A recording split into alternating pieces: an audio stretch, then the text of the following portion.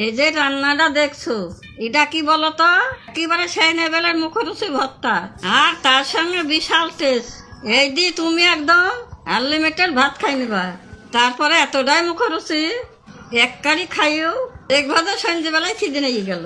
প্রথমে কাঁঠালের বীজ মাটির খোলাটা দিয়ে মাঝে মাঝে অল্প অল্প জল ছিটি ঢাকা দিয়ে নাড়ি চাড়িয়ে 10 মিনিট একটু ভাইজি ঢালি নেব। এবার এক এক করে বীজের খোসাগুলো সব পরিষ্কার করে নেব। তারপরে কড়াইতে সর্ষের তেল গরম করে কুচানি পেঁয়াজ, রসুন, চিংড়ি মাছ, শুকনো লঙ্কা দিয়ে ভালো করে ভাইজি নামিয়ে নেব।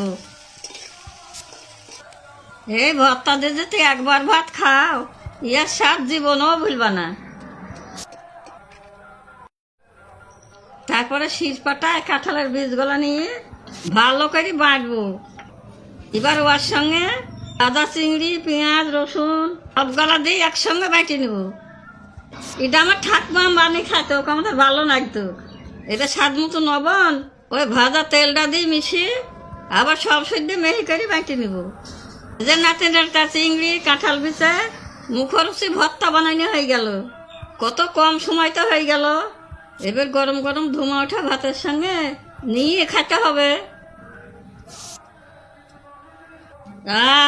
বহুদিন পর সেই মুখরুচি জিনিস। সবাই ভালো থাকো, পরের ভিডিওতে আসছি, টাটা।